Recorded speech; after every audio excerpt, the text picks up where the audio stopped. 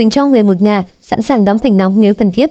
Quỳnh Châu, nữ diễn viên được khán giả yêu thích với vai diễn cá tính trong người một nhà, chia sẻ không ngại đóng thành nóng nếu cần thiết cho phim. Tôi thẳng tính với nhân vật Diệp. Vai diễn của Quỳnh Châu trong người một nhà nhận nhiều phản hồi tích cực. Chị có cảm xúc như thế nào? Tôi có đọc bình luận của khán giả và rất trân trọng những ý kiến đóng góp, yêu thương của mọi người. Tôi cũng hạnh phúc khi bộ phim Người một nhà được mọi người yêu quý và nhân vật Diệp được quan tâm, ủng hộ. Đó chính là động lực to lớn để tôi cố gắng hơn với chính Diệp và những vai diễn sau này. Diệp thẳng thắn, cá tính, còn Quỳnh Châu ngoài đời thế nào? Có khá nhiều điểm tương đồng giữa tôi và Diệp. Cũng giống cô ấy, tôi cá tính, không khuấy khhợt. Diệp thẳng tính tới nỗi sẽ không nể nang gì khi góp ý, còn tôi thì khác.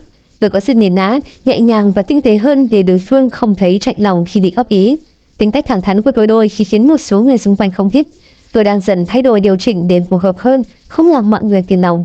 Duy Hưng là bạn diễn thế nào? Đang độc thân, Châu có sợ vợ bạn diễn ghen. Anh Duy Hưng thông minh, sáng tạo trong công việc. Tôi học hỏi được ở đàn anh rất nhiều khi làm việc chung. Tôi cũng không lo vợ anh Duy Hưng ghen đâu. Tôi nghĩ đã là diễn viên chuyên nghiệp sẽ không tránh được những cảnh tình cảm trên phim. Những người bạn đời đồng hành với chúng tôi sẽ phải rất hiểu điều đó. Về phần mình, tôi biết anh Hưng là người đã có gia đình nên luôn biết ý, cư xử đúng mực để những người xung quanh không bị ảnh hưởng. Tôi cũng là người không bao giờ để tình cảm cá nhân xen vào công việc. Ngược lại, tôi cũng không để cảm xúc của bản thân ngoài đời bị ảnh hưởng hay chi phối bởi nhân vật. Đó là kim chỉ nam của tôi trong công việc ở thời điểm hiện tại và cả sau này. Đây là bộ phim thứ 3 của Quỳnh Châu chiếu giờ vàng TVB, nhưng mỗi tai một màu sắc rất khác nhau. Với chị, đó là may mắn và cơ hội đáng quý. Đó là một cơ hội tuyệt vời. Tôi và bất kỳ diễn viên nào đều không muốn bị dập khuôn vào một dạng vai diễn. Nhất định dù bản thân mỗi người đều có thế mạnh riêng. Mỗi khi được đạo diễn tin tưởng chọn, tôi sẽ nghiên cứu kỹ để nhân vật trọn vẹn nhất, truyền tải tốt thông điệp tới khán giả. Vai diễn nào ấn tượng và là kỷ niệm khó quên với Quỳnh Châu cho tới hiện tại? Vai diễn nào cũng có một ấn tượng riêng từ tôi. Trong đó, Tuyết ở phim Liệt Dược Đen là một vai nặng tâm lý khó quên. Tôi không bị đánh, át thì phải quỳ, bò rất vượt khi đóng vai này. Có cảnh Tuyết thì bạn diễn rất đang đuổi sang bên cạnh. Lúc đó tôi bị choáng 5 giây vì đầu đập vào máy quay, sưng u như quả ổi. Tôi lúc đang đau, tôi xin đạo diễn quay tiếp luôn để có cảm xúc đau thật. Đó cũng là một kỷ niệm khó quên của tôi. Bố lo lắng cho tôi là có cơ sở. Quỳnh Châu từng chia sẻ không được bố ủng hộ đi theo nghề diễn, chắc hẳn đó là khoảng thời gian khiến chị suy nghĩ rất nhiều. Nói thật lòng, tôi là người khá cứng đầu, cứng cổ và lì lợm. Khi bản thân tôi đưa ra một quyết định thì rất khó để lay chuyển, thay đổi suy nghĩ. Khi biết bố phản đối lựa chọn đi theo con đường diễn xuất, tôi buồn và suy nghĩ nhiều nhưng vẫn quyết tâm làm theo những gì mình đã chọn. Tôi có niềm tin vào bản thân, biết được thế mạnh là gì.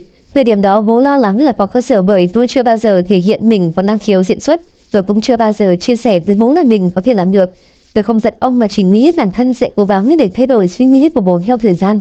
Rất may ở hiện tại tôi được làm điều mình đam mê, có thể đem lại thu nhập giúp cuộc sống tốt hơn. Quỳnh Châu có thời điểm nào muốn bỏ cuộc? Đó là thời điểm năm 3 đại học. Lúc đó có một vài chuyện xảy ra khiến việc học của tôi bị gián đoạn. Ngọn lửa đam mê với nghề của tôi lúc đó có lẽ còn yếu nên lụi dần. Tôi biết ơn khi những người thầy đã thuyết phục giúp mình lấy lại đam mê. Sau đó, tôi bắt đầu thực sự nghiêm túc quay trở lại với việc học và theo đuổi con đường diễn xuất. Hiện tại bố mẹ Quỳnh Châu phản ứng như thế nào khi bước đầu thấy những thành công nhất định của con? Mẹ tôi lúc nào cũng ủng hộ của con gái, nhưng bố không phải là người sẽ vui mừng ra mặt hay khen ngợi con. Bố chỉ luôn mong con gái cố gắng tiến bộ hơn chứ không nên tự mãn với những gì đạt được. Hiện tại, tôi dần có nhiều vai diễn, khẳng định mình đang đi đúng hướng. Bố cũng động viên tôi nhiều. Bố luôn dặn tôi phải trau dồi thêm nhiều kỹ năng, học hỏi các anh chị đi trước để chuyên nghiệp hơn. Nghề diễn vất vả, nhiều cám dỗ.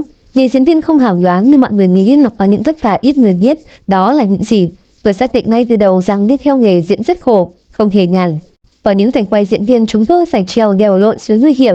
Với những vai diễn nhà nghèo hay người lao động vất vả, chúng tôi cũng phải thực sự sống như họ để hóa thân và nhân vật tốt nhất. Tôi tin những diễn viên giỏi đều phải có sự đam mê, yêu nghề mới có thể theo đuổi được. Tôi rất trân trọng, thông cảm, thấu hiểu với những đồng nghiệp của mình. Ngoài những bầm dập thể chất, áp lực về tinh thần, mọi người cũng nói là người nổi tiếng có nhiều cám dỗ. Quỳnh Châu có khi nào gặp những tình huống tương tự? Không chỉ diễn viên, các nghề khác đều có nhiều cám dỗ. Có thể nghề diễn viên là nghề làm đẹp cho đời nên sẽ có nhiều cám dỗ hơn. Tôi chỉ nghĩ việc mình ở trong môi trường có nhiều cám dỗ, sự tỉnh táo của bản thân, sức mạnh bên trong để nhận ra đâu là tạm bẫy hay con đường đúng đắn là do mỗi người. Hiện tại, tôi thấy nhẹ nhàng, không có gì ghê gớm vì luôn đi đúng đường, làm việc mình cần làm. Tuy nhiên, tương lai tôi không dám nói trước. Tôi chỉ biết mình luôn theo đuổi, đề cao những giá trị mang lại trong hành trình làm nghề chứ không coi trọng những giá trị vật chất bên ngoài. Nhiều người sẵn sàng đóng cảnh nóng để có vai diễn. Quỳnh Châu sẽ lựa chọn thế nào khi được đề nghị đóng vai có nhiều cảnh táo bạo? Tôi đã suy nghĩ về vấn đề này. Tôi luôn đặt câu hỏi, cảnh quay đó có đáng và thực sự cần thiết hay không? Nếu xứng đáng tôi sẽ làm. Nếu không đáng chắc chắn tôi sẽ không nhận lời. Diễn xuất của Quỳnh Châu trong 11 nhà.